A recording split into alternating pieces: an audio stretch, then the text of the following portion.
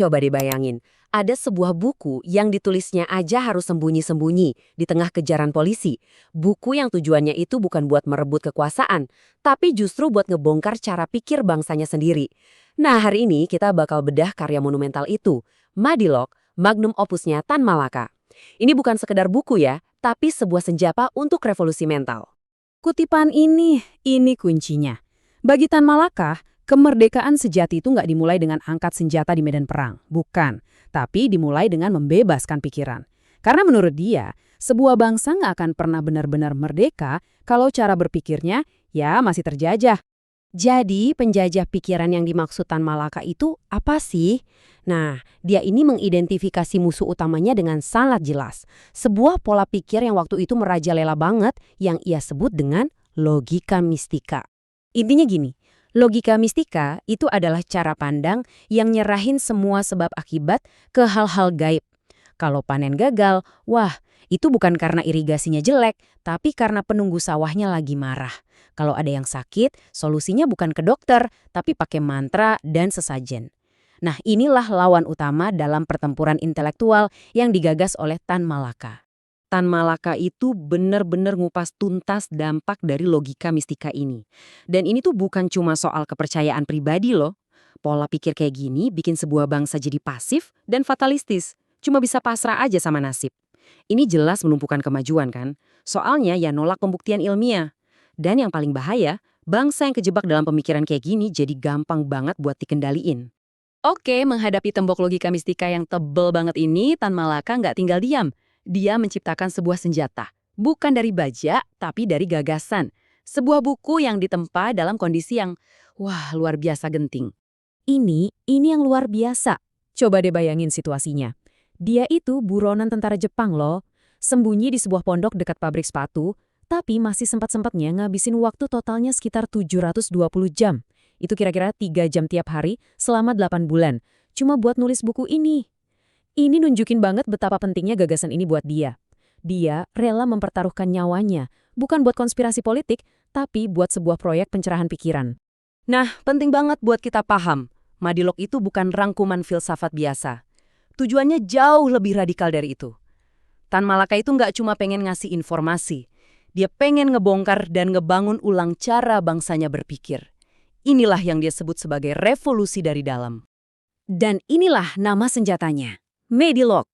Bukan sekedar judul yang kedengarannya gagah ya, tapi sebuah akronim yang rangkum keseluruhan sistem berpikir yang dia tawarkan.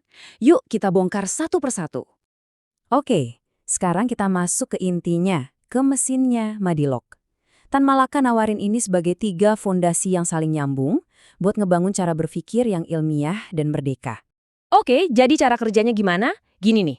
Pertama, materialisme. Maksudnya kita harus mulai dari apa yang nyata, yang bisa dilihat, diraba, dibuktiin pakai panca indera, bukan dari ilusi atau bisikan-bisikan gaib. Kedua, dialektika. Ini adalah kesadaran kalau di dunia ini tuh nggak ada yang statis. Realitas itu selalu dalam proses, selalu bergerak, karena ada pertentangan di dalamnya. Dan yang ketiga, logika. Nah, ini alatnya, ini aturan mainnya, biar cara kita mikir itu runut, konsisten, dan nggak loncat ke kesimpulan yang ngawur. Analogi ini benar-benar cerdas buat ngegambarin gimana ketiganya kerja bareng. Materialisme itu apa yang kita pikirkan, yaitu materi, kenyataan. Dialektika itu bagaimana materi itu berperilaku, yaitu selalu bergerak dan berubah. Dan logika adalah kerangkanya, yang mastiin pemahaman kita tentang isi dan gerak itu benar dan teratur. Sebuah sistem yang utuh. Nah, di sini kelihatan banget jurang pemisah antara dua dunia ini. Di satu sisi, ada cara berpikir yang pasif, yang nerima nasib aja. Di sisi lain, cara berpikir aktif yang justru mempertanyakan segalanya, dari nelan dogma mentah-mentah jadi kritis. Ini bukan cuma perbaikan kecil loh, ini lompatan besar dalam cara kita memandang dunia. Terus, apa dampaknya? Apa gagasan yang ditulis puluhan tahun lalu ini masih relevan? Yuk kita lihat warisan dan relevansi Madilog sampai hari ini. Jadi Tan Malaka itu punya teori soal evolusi intelektual masyarakat. Dia percaya semua bangsa itu bergerak dari tahap logika mistik, terus masuk ke tahap filsafat di mana mereka mulai bertanya-tanya, dan puncaknya adalah tahap sains, di mana mereka bisa ngebuktiin jawabannya. Nah, buat bangsa Indonesia, Madilog itu dirancang sebagai jembatan buat mempercepat lompatan dari tahap pertama, kalau bisa langsung ke tahap ketiga. Dan disinilah Madilog jadi relevan banget buat kita sekarang. Di tengah tsunami informasi, hoax, dan teori konspirasi, kerangka berpikir ini tuh kayak jadi pertahanan kita.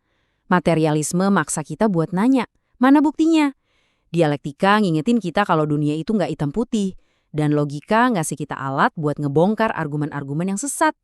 Ini bener-bener toolkit buat bertahan di era digital. Pada akhirnya, Tan Malaka ninggalin kita dengan kalimat yang kuat banget ini. Kalimat ini bukan cuma slogan, tapi ini adalah inti dari dialektika. Kemajuan, baik buat individu maupun bangsa, itu nggak lahir dari zona nyaman. Ia lahir dari benturan, dari tantangan, dari pertentangan. Lewat proses terbentur itulah, kita akhirnya terbentuk, jadi lebih kuat dan lebih matang. Nah, jadi pertanyaannya balik lagi ke kita semua kan?